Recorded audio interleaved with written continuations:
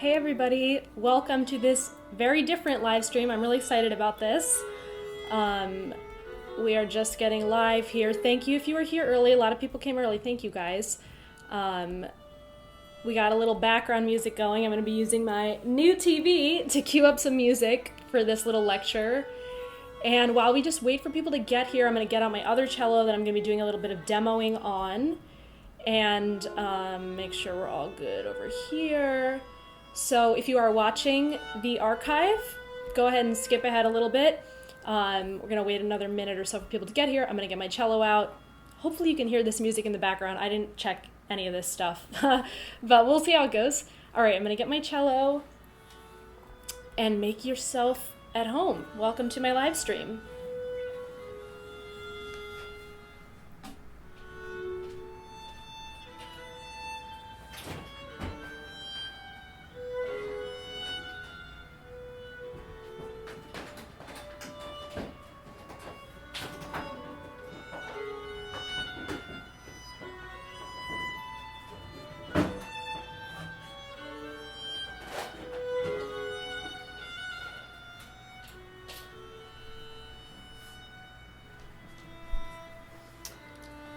All right, hello everybody. Thank you all for being here. You know, I always think, can you guys even hear the background music? It's pretty quiet right now.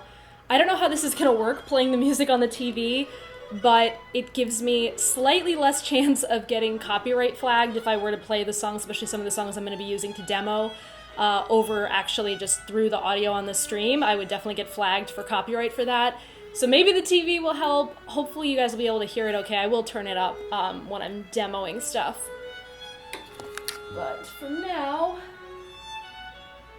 you guys can let me know if you're able to hear it at that quiet volume or not. Who knows how this is gonna go, but I'm gonna get my cello tuned and then we'll really start talking about everything.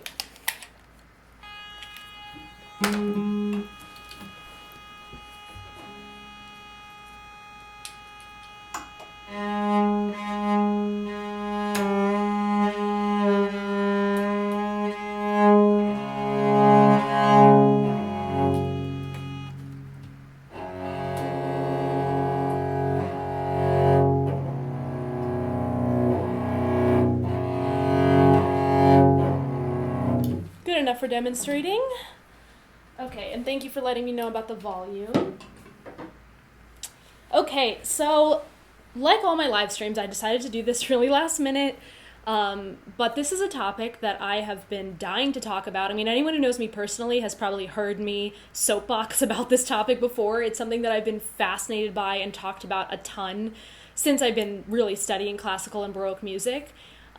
So I'm excited to talk about it, and I wanted to sort of test it out in a live stream, and it's definitely something that I could make a much more thorough video with like really clear examples and laying everything out and scores and all this stuff, and I am going to be showing a little bit of stuff, but I wanted to just try talking about it casually first, just to sort of see where people's interest lies, but I just think this is a really interesting topic. So, and for me, studying classical and Baroque music, I always felt like there were so many connections from that time to now. Like, humans are still humans and art is still art, and so many things are not as different as we think they are. We're so culturally conditioned. It's even, you can look at it on a smaller scale, like someone who maybe lives in the middle of the country and listens to a lot of country music. If they go to one of the coasts in a big, metropolitan area, and they listen to the music that people are listening to there, they're going to be like, oh my God, what is this? Even though it's all American popular music. So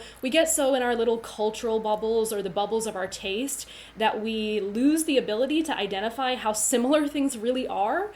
And I've been noticing these specific correlations from hip hop to Baroque music for tons of years at this point. I mean, I want to say probably around college, I started thinking about it more when I was learning more about music theory and understanding chord progressions. I think everyone who goes to music school goes through like a kind of music theory nerd phase where even when they're hearing songs on the radio, they're doing like harmonic analysis or they're thinking about the chord progression, stuff like that.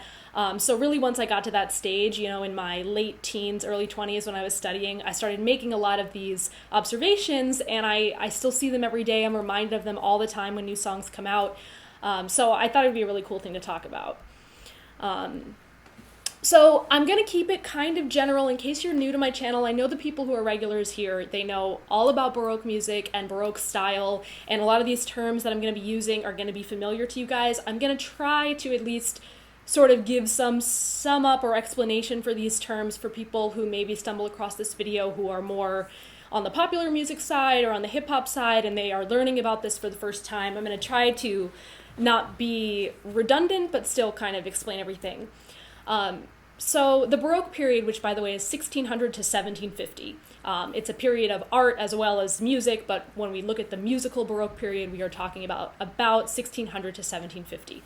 And that's the music that I specialize in. My cello that I play on that I was just tuning is made to be in the Baroque conventions of setup, so it's slightly different than a modern cello. So Baroque music is, of course, my specialty.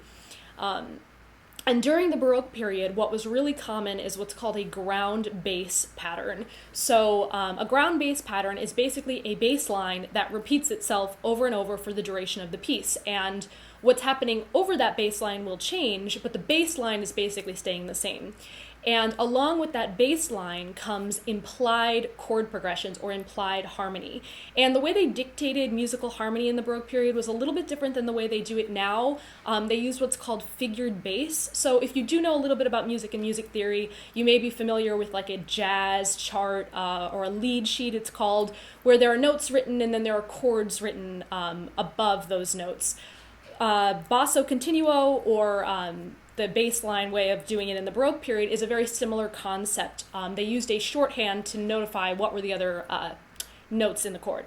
And by the way, I knew this was going to happen, so I have my window open for a little bit of light, but they are doing construction in my building, which they always seem to be doing, so it's a little noisy. I don't know if the mic is going to pick it up, but if it continues distracting me, I'm going to close my curtains a little more for sound. Of course, when I decided to do this stream spontaneously, I was like, oh wait, but they're doing construction. Oh, guess I'm doing this anyway because I already announced it, so bear with me with the distractions, guys. Ground bass, or ground bass is sort of what we call the bass line. Basso continuo was the method used to describe the harmony. I have this incredible book, which I'm going to be tapping into here, and which I really recommend if you're into this Baroque and classical stuff, the Continuo Player's Book of Grounds. And this book basically lays out all of the popular bass lines of the time, along with the implied harmonies that went along with it. So, you know, we tend to say things like pop music is repetitive, right? Or like, especially when people want to sort of put down pop music, we say it's repetitive. But having, you know, repetitions in music has existed forever. It's actually what gives us a framework for music. So some of you may be familiar with the Pachelbel's canon rant. It was a really big video on YouTube years ago, still is. And that's a great example of a lot of what we're going to be talking about here, because what that guy does in that video, if you haven't seen it, is he plays the chords from Pachelbel's canon. And that is another ground bass pattern, a very popular chord progression that existed in the Baroque period, that many pieces were written over those chords, not just Pachelbel's canon. Pachelbel's canon is just the most popular one that survived. So in that very viral, famous video, the guy is playing the chords from Pachelbel's canon, and he proceeds to sing multiple popular songs over those same chords. And that basically demonstrates that the same chord progression is recycled all the time in many pieces of music constantly. It was happening during the Baroque period, and it continues to happen in pop music. Actually, a lot of how classical music developed after the Baroque period, so when we look to the classical period, which came next, then the Romantic period, and then even the more modern 20th century classical music, that music actually began to stray a lot from the more repetitive nature of repeating harmony. And that's where we get like big Brahms and Shostakovich symphonies and all this stuff that was really kind of more left field, or almost more like we would imagine film music if we're thinking about modern day music to compare it to. But in the Baroque period, it was actually very much like pop music today in that they were using somewhat simple chord progressions that were often repeating. And what was happening over those repeating bass lines would vary, but the bass line and the main harmony of the chords was staying the same throughout the whole piece. So personally, I really like music like that. I like music where I feel like I know what's coming, I know what chord change is coming, I can get into like a groove when I feel like I always know what the next chord is going to be. That's just my personal taste, and I think that's why I've gravitated towards Baroque music and then also towards hip-hop, which we're going to talk about. I am going to play a little bit of cello to demonstrate some of these points. So one of the most popular ground-based patterns from the Baroque period was called the Passacaglia, and I have done videos on the Passacaglia on my channel, so if you're kind of intrigued as I talk about it, you should definitely check out those videos. They should be in the instructional videos playlist, I'm pretty sure. And I've done some demoing of improvising on them and talking about it, so it's something you can dive really deep in if you want. But basically, it was a very common chord progression during the Baroque period that many composers were using and writing all sorts of pieces to, many famous ones. And of course, when a composer uses these chord progressions, that doesn't mean that they're all writing the same piece of music. A chord progression is basically a set of chords or harmony and a bass line that goes along with it, and then melodies and other parts, all of that can change. Tempo can change, but just the basic framework of the piece, the chords that are happening and the notes that are being played are remaining the same. So I'm going to pull up here, I did find a way to do this, and show you guys an example of a very simple Passacaglia. It's going to cut my face off. Let me see, I can come over here.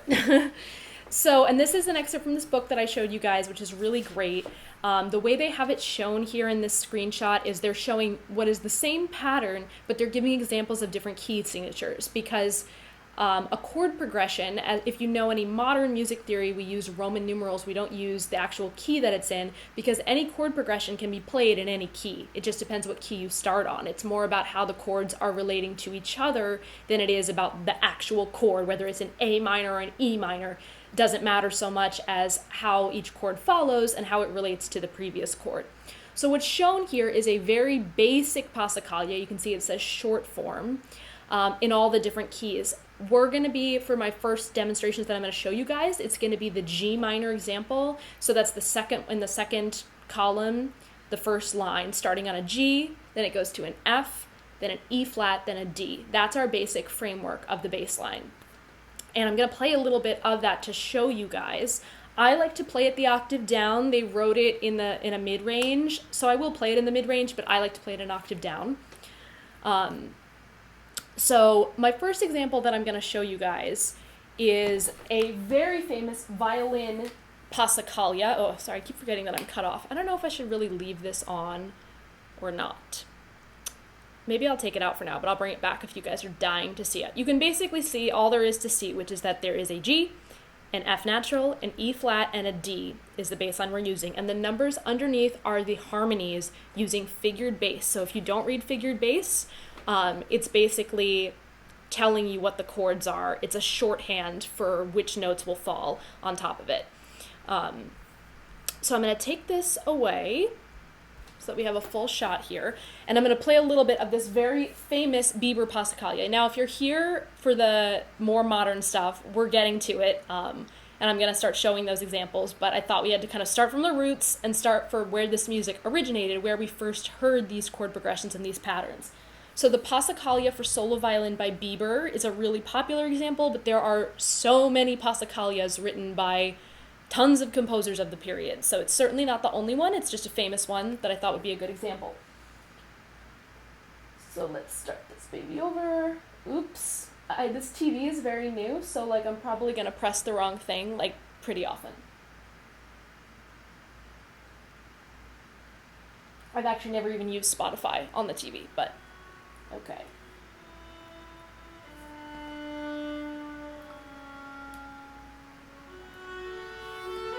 I'm going to start it again, hopefully you guys can hear it, and you can actually hear that the violin, because it's a solo violin piece, is playing the bass line to begin. Before any of the variations and changes happen, we hear that bass line.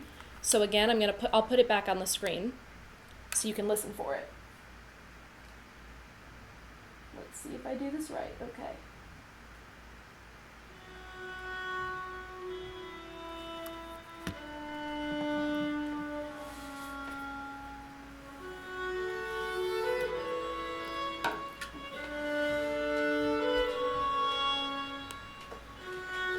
So now we can hear the pattern repeating, right? So if I were to play, sorry, I'm out of tune.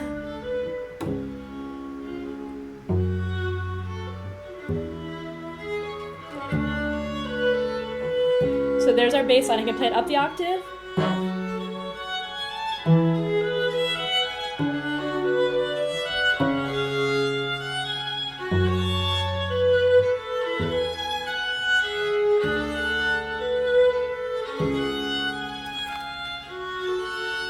So you can hear how the whole piece, and I know I'm just plucking, it's kind of the best way to make sure that I can kind of balance both sounds, the recording and playing.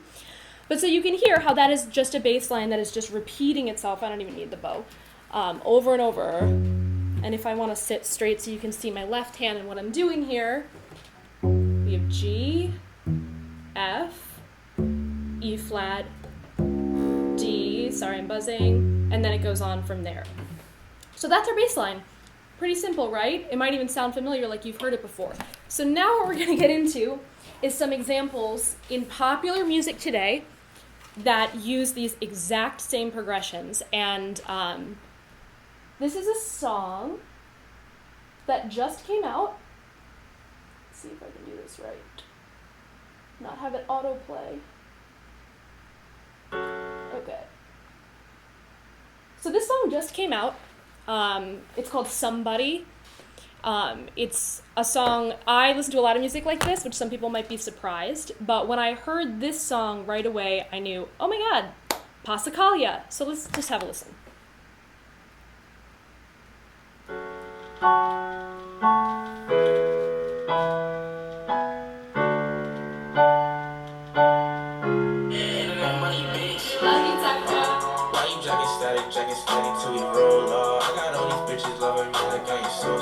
I forgot to make an explicit warning, but so to prove the point further,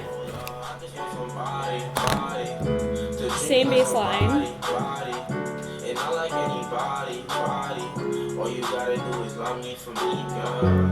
Here's our G, F, E flat, D.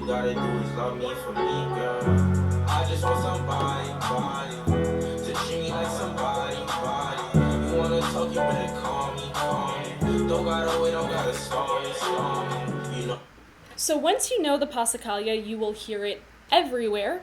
That song just came out, and I'm constantly hearing it in hip-hop especially.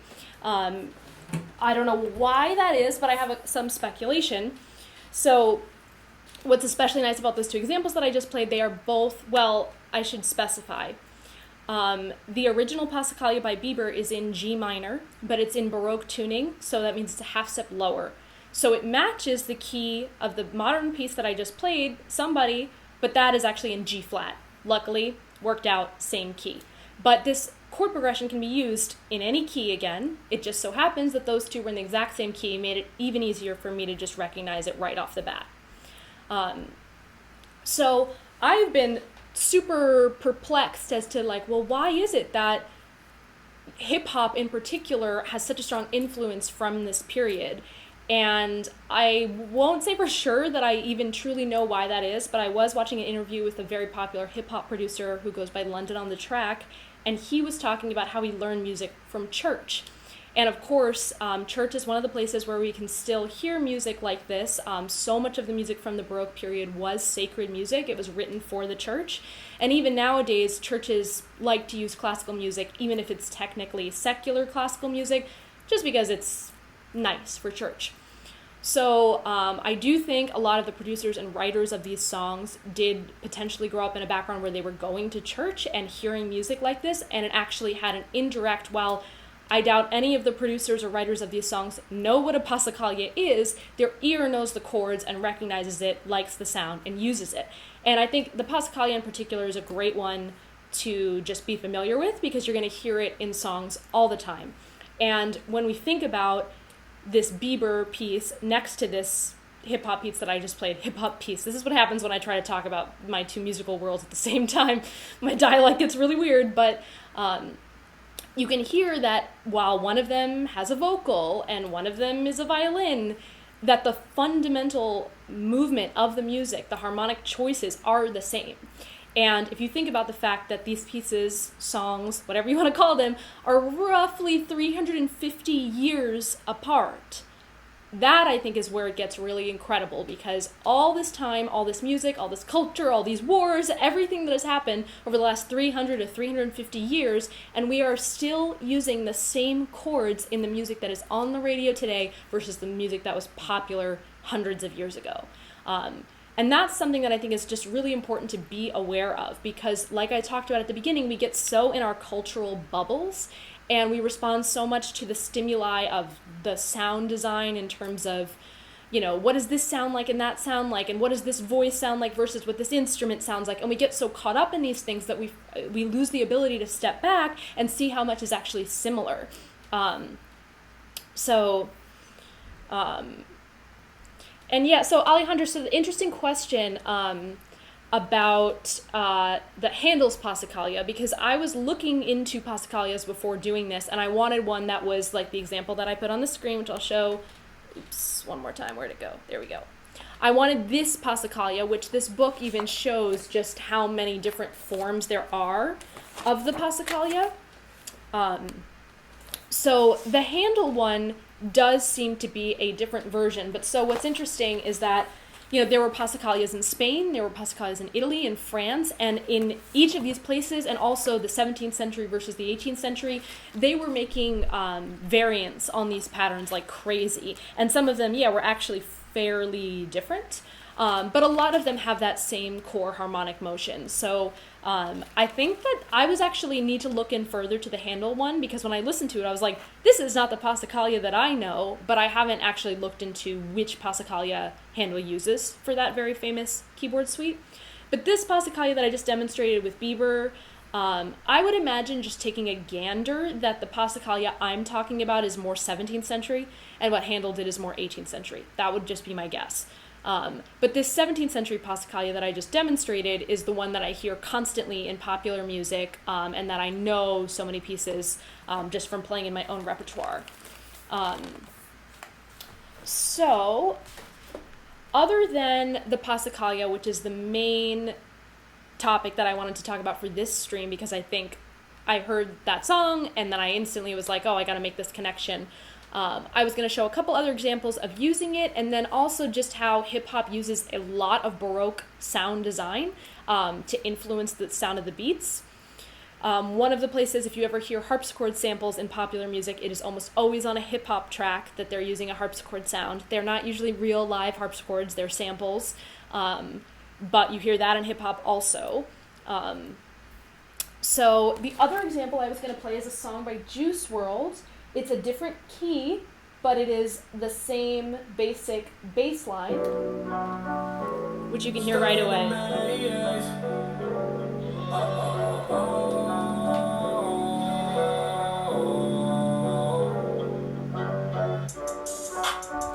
So you can already hear the implied descending bass line, just like we had in the others. So that's just another example, and these are ones that I was just pulling out of my personal library of songs that I listen to, but there's no mistaking that it's the same chord progression, it's the same bass line, and that we hear it all the time in popular music. Hey, thanks for coming in. So thank you, everybody. If you tuned in late, I'm kind of blasting through this a little faster than I thought I would, so I definitely recommend when the stream is over watching the archive. Because this is a topic where I could honestly do like a full long lecture with like a lot of examples and a lot of annotations and stuff, and instead I'm kind of doing this sort of off the cuff, just off the top of my head what I've noticed, because I wanted to talk about this topic and also just see if people were interested. But it's something I can elaborate a lot more on. I just kind of wanted to throw it out there. So we just had our two Passacaglia examples and then another Passacaglia example. And then one other example that I just wanted to do along with the sound design thing. So I mentioned that hip-hop uses a lot of harpsichord sounds. You'll hear that fairly often. Another popular one is organ. And this particular song that I'm about to play really struck me, because even though I'm sure it's a sampled, synthesized organ sound, it's not a live organ, it sounds exactly like the portative organs I used to play in grad school, which are like not a big pipe organ like you would imagine at a church, but a small portable organ. I should pull up a picture of that. That would actually be extra educational. So let's see if I can do that on the stream before I let you guys hear this next song. But I really find this fascinating, because I feel like hip hop specifically, and I know a lot of it has to do with the lyrics, but there's a very harsh divide between, people who like classical music and people who like hip hop, and that's okay. I don't expect everybody to be as eclectic as I am, but I do think that both sides need to be properly respected, and that there's a lot more commonalities than we realize. So let's see if I can get this. Wow, I did it. So this is a portative organ, so you can see that it's a very small instrument, basically just that little box. And most of the ones that I've used are actually plugged in electronically. I'm pretty sure back in the day, it's just to pump the air through it, so there was just like a pump or something non-electronic in the old days. But this is a little portative organ, which sounds exactly like what I'm about to play for you in the next example. So this is a song by Quavo called Flip the Switch. And just right at the beginning, you're going to hear this organ sound. It's not a particular ground bass pattern like the Passacaglia, but it does sound very Baroque, honestly.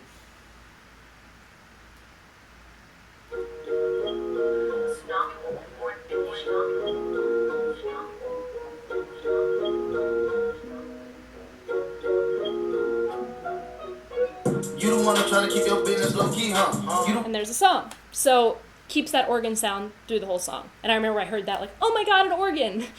So I think it's super fascinating how much particularly contemporary hip hop and R&B is so influenced by this period. Again, not intentionally. I think the producers are sitting around, oh, this sounds cool, this sounds cool, this sounds cool. I don't think it's they're sitting there with their books, like me, with the harmonic analysis and the history behind the bass line. I don't think that's what they're doing. But that's what makes it so fascinating to me, is that some old music that is, many of the people, if not all of the people listening to these actual tracks, are probably not going to Baroque music concerts. They're probably not even seeking out Baroque music. They probably don't know anything about it, the large majority of these audiences. But they're being exposed to it in a way that they don't even know or understand. That is, I believe, increasing their appreciation for it. And I think it would be really great for the classical community to sort of do the same and see parallels in this music that seems so different than what we do, and see how not different it really is. Vocals change, but vocals will change for any piece of music. So let me look in the chat a little bit more. Yeah, so this Passacaglia book is, it's a ground bass book, is amazing. And, I should have done my research if it's even still in print or even where you can get it. I'm going to put it in the chat right now, the title, and I'll Google and see if there's a good link to it. But I'm going to put it in the chat so you can Google it, because that's all I'm going to do. So it is the Continuo Player's Book of Grounds, and it is edited. It's actual historical sources for all of these, but it has an editor, Matthew Weinman. So there it is in the chat. Let's just see if it's available. It's really such a great resource. It's nice that they have it in all the keys and everything. Oops, that did not work. My computer's working too hard to do the live stream, so I'm not going to Google it, but you guys can definitely Google it and check it out. Again, it's bound like this. Like, I think I bought it at a Baroque summer festival from some guy who was selling sheet music and stuff. So I am not even sure where to get it, but if it's somehow not available, I will track down Matthew Weinman and we will do a collab and release this, because it's one of my favorite things in the world and everybody asks me about it. So super, super useful. Also has all of La Folia, which is, of course, a very popular ground bass as well. Also one that I believe I've heard in pop. And then, I was going to put another song on this playlist, but I missed it. Let's see if I can figure out my Spotify here.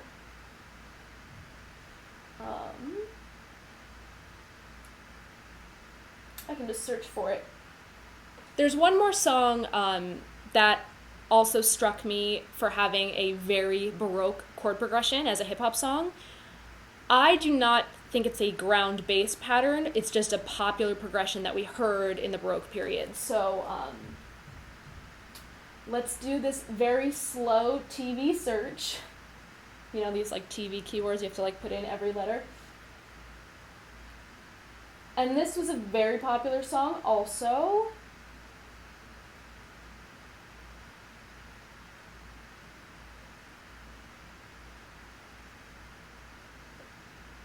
And you know, if I were even better at music theory, I'd be giving like a more thorough harmonic analysis. And I do think if I ever did like a formal talk on this topic, I would do it more with actually laying out the chords and the harmony and the theory analyzed in modern music theory and historical, just to get it all out there. But if I'm being honest, that's a little bit of work, and I didn't really do that much prep for this. So here is this song, it's called Look Back at It, and it is another song with a very obvious and overt Baroque chord progression and a somewhat Baroque tonality. You'll hear there's kind of like a choir sound. It has a piano sound, which is not quite Baroque. Piano did come later into classical, but it has a more classical feel.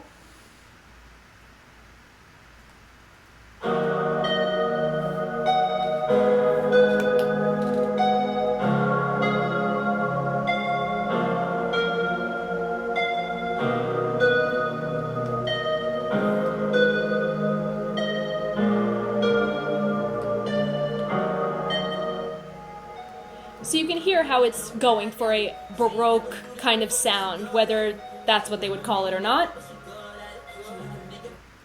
Definitely has that kind of sound. So I encourage people more to just like listen out for this stuff. I find it really fascinating. Again, I'm probably the only person who listens to both these types of music independently.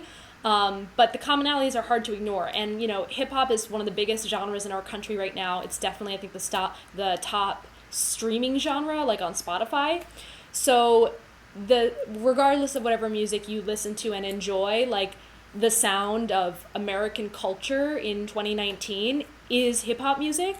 So knowing that it's actually very tied to and very close to this 17th and 18th century music that we think of as like dead and gone, I think is very illuminating about music in general and how much stays the same or how much trends come back. It doesn't mean that hip hop is always going to sound like this, but you can listen to even 90s hip hop and older stuff and hear these same influences. I do think that Baroque music specifically has been influencing hip hop for a long time.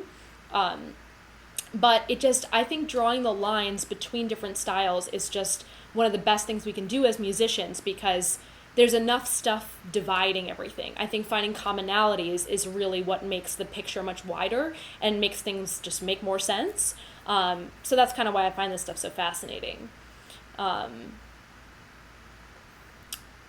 Okay. Baroque. Yeah, people do not like my American pronunciation of the word Baroque. But I am an American and I have an American accent. Sorry, Europeans. Says it's coming January 2018. That's unfortunate. I should try to reach out to him because I think this book would be a great thing to sell and make sure it was printed. Because so many people are fascinated by this, and it's like basically a music textbook, you know, with all the resources that are in there. All right, so we got through this pretty fast because I only had just a couple of those examples. But I hope you guys found this interesting. If you are intrigued by it more, you want to know anything more about it, definitely let me know. You can't post links in the YouTube chat. Sorry about that. But send me a message or you can send me an email, emilyplayscello@gmail.com, or message me anywhere and I should be able to get it. So thank you guys for tuning in. Again, if you missed the beginning, I kind of blew through this really fast, so definitely go back and watch. Give the video a thumbs up if you liked it. That's always super appreciated. I still try to do these live streams once a month on my channel. I did miss last month, I think. Maybe I did it on the last day of the month. I don't even remember. It's been crazy. But I really appreciate you guys supporting the channel. My patrons on Patreon are still the reason I'm able to make these videos because I'm doing so many other projects now. But this stuff especially is like stuff I really love to talk about and just get a little, share some perspective that's not really out there as much. I don't know, Bree, I don't know anything about studying the drums. I have zero study in it. So I really could not advise you. I do not have a percussion background in any way. Oops, didn't silence my computer. That was you, Carol, messaging me. Thank you. So I can't advise you on drum school, unfortunately. I have talked about whether or not it's worth it to go to music school in other live streams, so some of that may apply to your situation. So thank you guys for watching this little demo. I think I'm going to wrap it up because those are all my examples and that's all I got. But it was fun to do this and just kind of, share another experience musically and kind of turn you guys on to a different perspective of how to look and how to listen to things. So if you're watching the archive of this, definitely leave questions if you have any. There's a lot to be said on this topic. And for those who tuned in live, thank you guys so much. So make sure you're subscribed to the channel so you know when I go live. If you hit the little bell next to the subscribe button, it will send you an email when I go live, so you'll always know. Though I do put it up on Instagram and Facebook when I go live.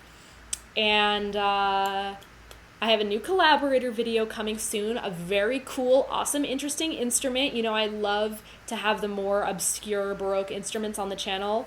And we have had keyboard instruments like organ and harpsichord, but we're getting into more plucked instruments, bowed instruments, everything. So soon a collaborator video is coming for a instrument that I've not had on the channel yet. So I'm excited about that. If you play Baroque or classical music and you want to be featured on my channel, you can apply on my website, emilyplayscello.com/collaborators, or just go to emilyplayscello.com and click on collaborators. Simple, easy form. If you never recorded yourself and you need a little help, I can help you with that. If you have a video ready to go, even better.